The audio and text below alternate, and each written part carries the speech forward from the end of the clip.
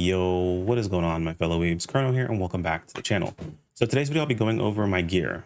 I've basically hit best in slot recently. If you guys are following me over on social media or check out our community tab, and I want to talk about my decision making, what I'm doing now, what my plans are for the future, and what I think other classes should be doing kind of similarly, or how I think they should be changing their setup comparatively to my own.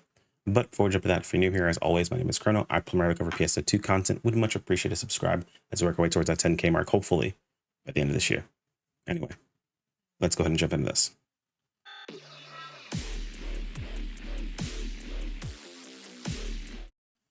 So the gearing process in NGS has actually gotten much better over time. It's not perfect, and there are still some gripes I have overall with the system.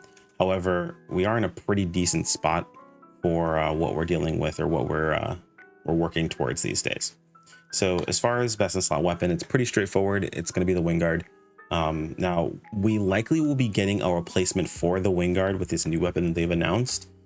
It's not a guarantee it's going to be stronger than what we have. However, I believe with the system they're talking about for October, it definitely will be our strongest weapon available to us at that time, unless they announce something else. Who knows? So Wingard, pretty obvious choice. What we have on our Wingard is more or less the best thing we possibly can.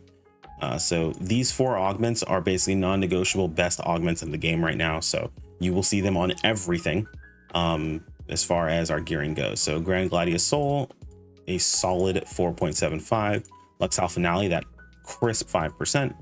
Glengigas Maste, another 4.75. And Andy Deathmail Raw at another whopping 5%. Now we did go with the Anadis, or Andy, whatever you want to call it. We went with the Defs just because with the new augment transfer system and the recent announcement that they will not be putting EX augments on units, we can pretty safely go ahead and upgrade our gear without having to worry about doing a full re-augmenting of everything to accommodate EXs. And in case you don't know what that's all about, or you guys weren't around during that time frame, maybe you're watching this a little further in the future, but when EXs release, the ability to add EXs to weapons that did not have EX augments on them required you to fully re-augment the item. And this came out the day after we had just had an affix boost, which a lot of people, much like myself, re-augmented all of their gear during. So we ended up having to re-augment our weapon again, losing tens of millions of Meseta. But it is what it is. You get through the process itself. But they recently announced, because people asked if we were to see EX augments on units, and they mentioned that due to the fact that, or due to the balancing essentially, that they did not plan on releasing EX augments on units whatsoever. So you can pretty safely go ahead and augment your gear. That's not me saying that. That's them literally saying you can pretty safely go ahead and augment your units. So I'm good with that. Well, hopefully they'll stick to that process, because I mentioned that, with EX augments, that's 3 unit slots. You could do some pretty crazy combinations that would be fairly busted with access to essentially what would be 12 EX augments. That would be absolutely ballistic. But I digress. Essentially, these are going to be the 4 augments you see everywhere with these EX augments here, and the fact that we have Deft on here just means that we'll be able to carry it over onto other gear as well. So pretty nice. Very happy with the augment transfer system, and of course then the recent announcement to make Nameless City cross ship. So we'll be doing a lot of Nameless City farming because we need to get a bunch of enemy kills to go for our augment transfer pass vouchers. As far as our fixa goes, the fixa we went with Fixa Fatale 4. This is going to be the basis of what most everyone is going to want to go for, is Fatale. There are some notable differences depending upon your class. The classes that would change or do something different for sure would be Force and Ranger. Ranger 100%, as they have access to utilizing Fixa Wicks, since they have access to Blight Bullet, which gives them a weak spot at all times. Force as well, just because Force will be able to use Wicks as well, seeing as whenever you're using the proper element for the target you're fighting, that does count as weak point damage and does activate Fixa Wicks. However, there are some circumstances where Forces want to use off element, so in those situations it wouldn't work out. Because of that, myself personally, I probably would go with Fixa Fatale, even on Force, but just know that Wicks technically is stronger as long as you are always using the right element for the right target. To that note, you could also argue that Protector would work out too, as Tector has the ability to use different elements too. However, I'm not 100% sure on that specific process. I believe Tector also kind of fits that mold, but again, much like Force, there are such circumstances you want to use off elements. So I probably would have that sort of thought in the back of my mind and maybe want to push for Fixa Fatale instead. Just know that Fixa Wix is the strongest choice for those options as long as you are on element, you're using the proper element each time. Slayer is the other class that has something different that it's going to do. So Slayer would use Fixa Termina, as it has access to so much crit chance that it actually is better for it to go ahead and invest into crit damage at this point. We're getting close to that point where all the crit chance that we have is getting us near that point where crit damage ends up being better, but we haven't quite crossed that gap without utilizing Fixas. So until that point, Fixa Fatale is going to be what we're going for. So everyone else is just Fixa Fatale. Am I missing anything else about this? Oh, I guess I can mention it now because it'll make sense for everything else that we're doing. So Fixa Fatale 4, going for 5 just wasn't worth it for me personally. I could go and get, now I'll show you guys what it is, because this is how this happens. I don't just smash weapons together to get fixes. I don't know anyone who does. I know some people do, right? Like they invest that money into it, but I don't. What we do is you go after scratches that have these bonuses here, which are the preset skill enhancement success substitutes, or success and substitute. This gives you a 100% chance to go from 4 to 5, or from anything lower up 1. So this is just a substitute level 4, meaning that when you're going from 4 to 5, the substitutes what you would normally use and then gives you a success rate as well. You know, we can always roll a level 1 very easily. And then of course, if you get one of these for level 1, 2, and 3, you're good to go. They are included, I believe, in the treasure scratch right now. So if you go into the treasure scratch, there's a level 1 substitute right there. In the prize list, there's a level 2 substitute right there. So that's a guaranteed fix a level 3 right off the bat. Now, I personally used one of these to get to fix a level 4, just because at the time there was no other options as far as getting a hold of this, and the weapon at the time was worth upwards of 50 mil, and I was not about to buy another one to push for 4 than to use a thing to get for 5. Going up to 5 only gives me 1% crit chance, and it just wasn't worth it for me at the time, so I was at a comfortable spot. Plus, with Fixa Fatale, it reaches a breakpoint at Fixa Fatale 3 where you actually change up how you augment. So that's what we're going to talk about now. Why I kind of mentioned this to begin with early on was because at Fixa Fatale 3, that's when you start to see gaining extra potency at the cost of potency floor actually becomes worth it. Now, Fixa Fatale 3, the difference is so minute that you're better off just going ahead and staying mostly where you are outside of a couple of specific things that are kind of griefing you. For example, if you're at Fixa Fatale 3, don't use Grand Dread Keeper. It's just way too low amount of potency for the amount of potency floor you're gaining that you actually end up losing out on more damage overall. So if you are running a Fixa Fatale 3 weapon, you are 100% griefing if you're still running Grand Dread Keeper. If you could have something else in that slot that gives you more potency, especially if you're running an Aerodym, as the Aerodym potency gives you crit chance. It's not a lot, but it's enough for it to matter. Let me see if do I have an Aerodym on me? Yeah, there we go.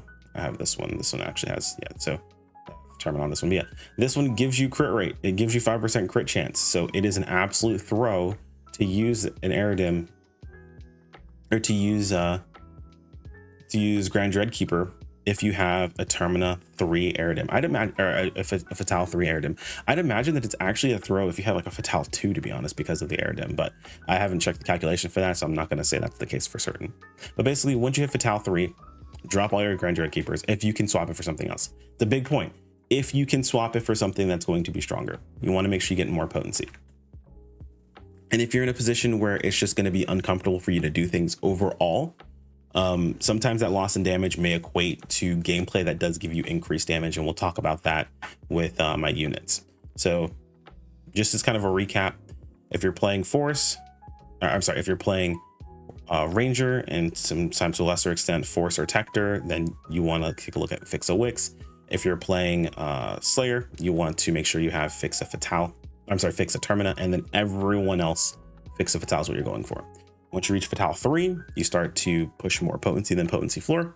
And as soon as you hit Fatale 4, it kind of goes over the deep end at that point. You really push that potency as much as possible. Of course, Slayer is already in the place where they want to push more potency, no matter what the circumstance is. So if you're using Grand Dread Keeper and you're playing Slayer, you're really throwing.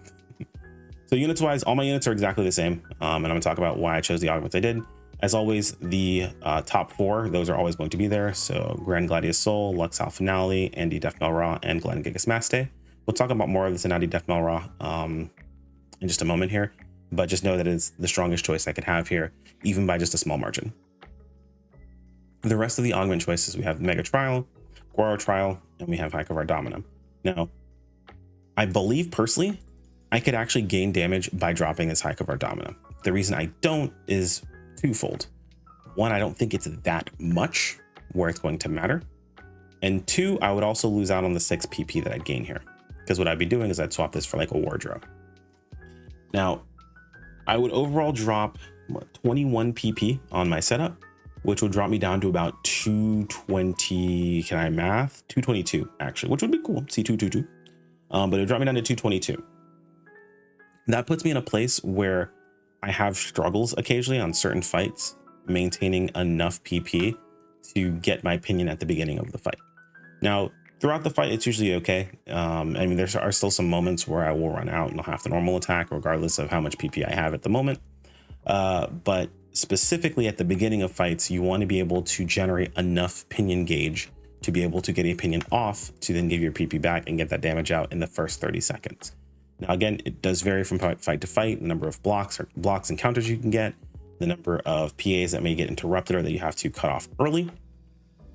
It does make a difference here. But I found when I had roughly 220, there were times more often than not at the beginning, I would be stuck doing a normal attack or 2 to be able to get off that extra PA that I needed to be able to get my pinion off. At 240, I feel pretty comfortable. So I just opt to leave this Hike of our Domino here, but it is worth mentioning that I do believe we could eke out a bit more damage if I were to drop it in favor of something like Ward. It gets an extra 0.5, which would give me more potency, so it still would be just overall more damage. However, if I'm losing out on damage because I'm not able to get out that pinion quick enough, maybe the boss jumps away, I'm sitting on it, there's not a good time to pinion, and then of course I'm over capping pinions, maybe I lose a pinion across the entire fight, you've lost damage. So these are things to think about, and it's something that the spreadsheet's not going to tell you, right? Like it'll tell you, hey, this increases your damage, but until you actually go out there and do it, you'll find that maybe that setup just doesn't work best for you and your play style, or just how you play in general. So I left it here. That's my choice. I do think I could change it, but I'm not going to. Mega Trial and Guaro Trial. Mega Trial, of course, is just good. It's just a good slot. You're going to find that you use this all the time. So Mega Trial is just solid. Guaro, however, is minus damage resistance. And I know you guys are thinking, well, why would you have minus 5% damage resistance? Well, that goes back to our weapon, actually, funny enough. And I didn't talk about the EXs yet, just because I wanted to talk about the units to get to that point first. So the EXs that we chose to go with is Hysterical Strength, Shortage PP Burn, and Shortage HP Starling. So Hysterical Strength and Shortage PP Burn are kind of just a combo that go together. This gives you damage when you have an ailment on you. You get offensive PP recovery, damage resistance, and damage. This generates an ailment on you when you burn 100 PP. So when you use 100 PP, you light yourself on fire, you get natural PP recovery speed, and then you get the burn potency is decreased. So for those who are unaware, whenever you are burned as a status element, you have a 0.1% negative damage multiplier, 10% damage negative multiplier on you. So you do 10% less damage, basically, is the way that works out.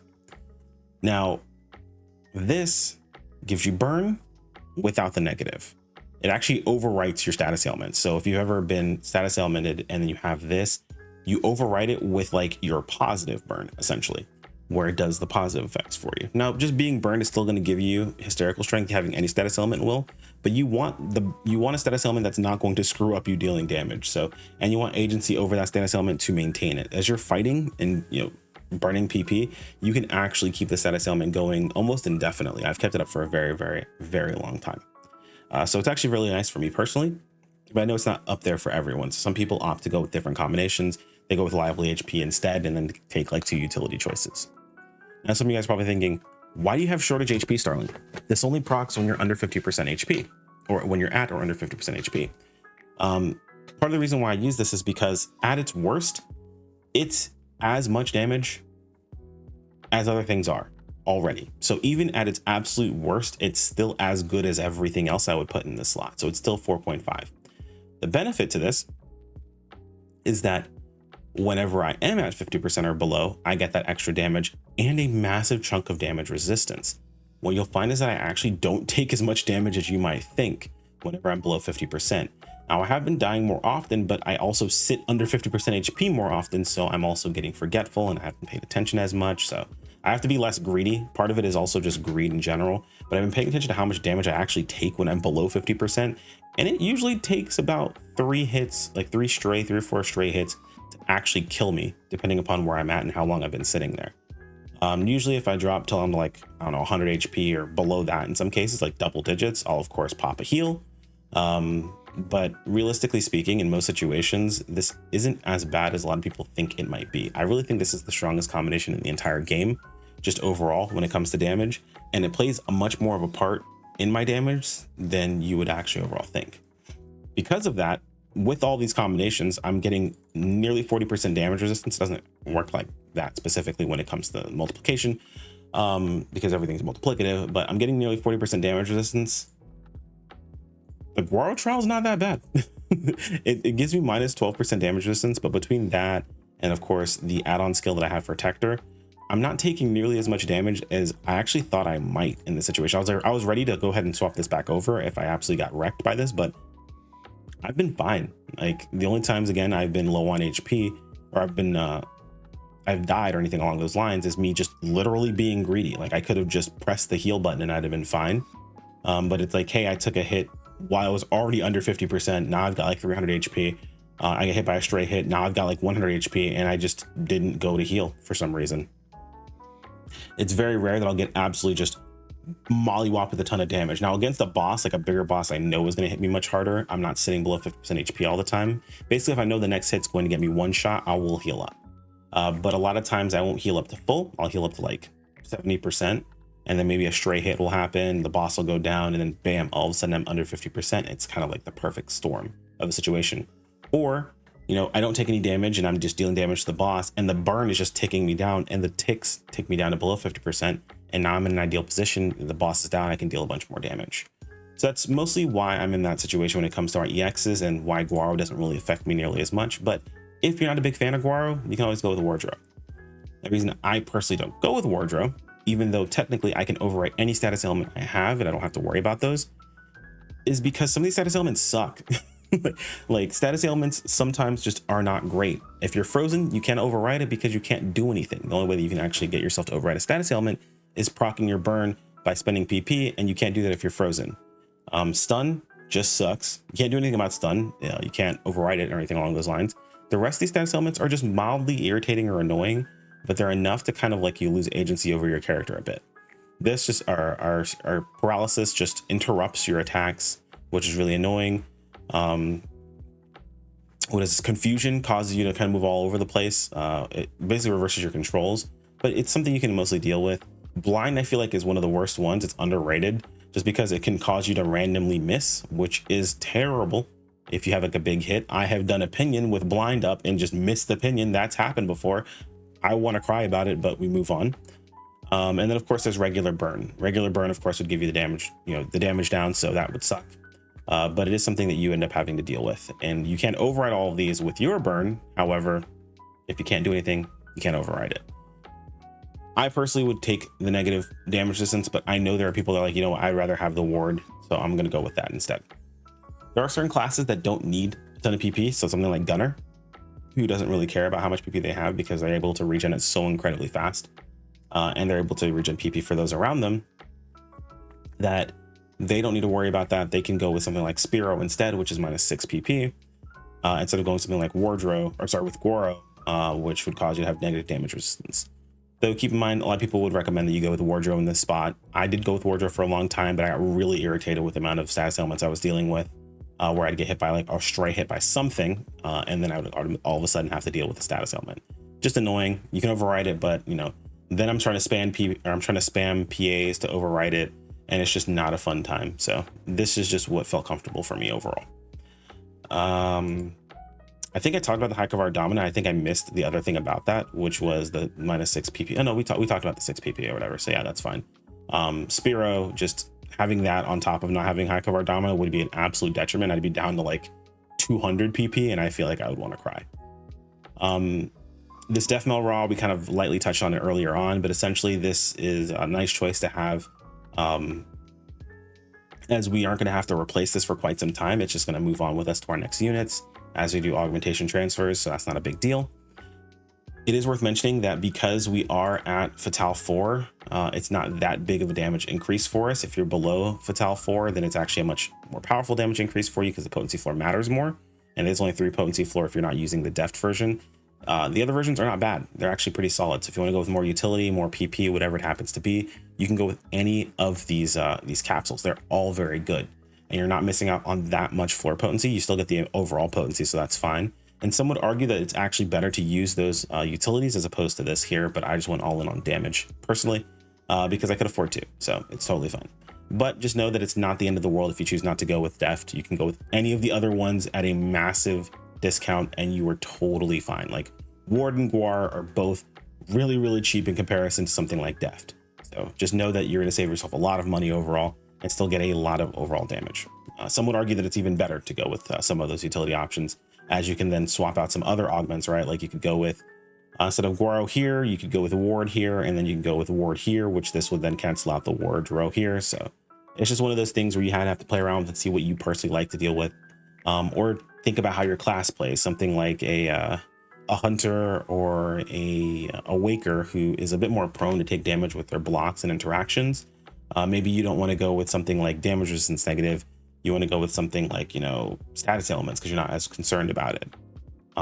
Someone like a gunner can deal with negative PP because they have so much PP available to everyone around them. Maybe even a force can deal with a little bit of negative PP. I mean, granted, they want more of it to cast, but they have, you know, tools to be able to regen so much PP that they might be able to deal with it better than anyone else. So that's pretty much it when it comes to my gear. I wanted to make this video short, but I feel like it's gone on quite a bit. But I wanted to take a look at every aspect, talk about everything that I'm doing and everything that you'll be doing on your end moving forward. Let me know how you guys gear up, what you guys choose to go for. I've seen some crazy builds. So it's nothing that's been bad, of course, but I've seen some crazy potency builds. I've seen some crazy expensive potency floor builds. I mean, we also have the redeem. It's worth mentioning, I guess, before we end the video. But we have a redeem on stream. If you guys ever are curious, you can redeem gear check and I will do a gear review for you. You can take a look at all of your gear, whether you DM it to me directly or you show up on ship 2 and we take a look at it together. We're gonna give you some advice on what you can go towards moving forward, and you'll all have a good time. Sometimes it's people showing off the fact that they're way richer than everyone else. Occasionally it's people that are, you know, a little bit newer that are looking for some direction. So it just depends on what we're looking for. That's pretty much it, guys. Thanks for watching all the way to the end. As always, like if you enjoyed the video. Let me want to keep up with more. Thank you to the channel members. You guys are fantastic. If you guys want to join the channel members, we'll be adding all of our emotes over from Twitch over on YouTube, so you guys can use them in the comments. We're also going to be trying to do some multi-streaming, so we may have some streams going on YouTube and Twitch simultaneously. So for those of you guys who are more on the YouTube side, that prefer the YouTube side, don't really go over to Twitch, you'll have the ability to utilize that stuff here. So make sure you join the channel members if that's something that you are curious or want to do. Either way, I'm still bad at outros. Take care, my friends. Peace out.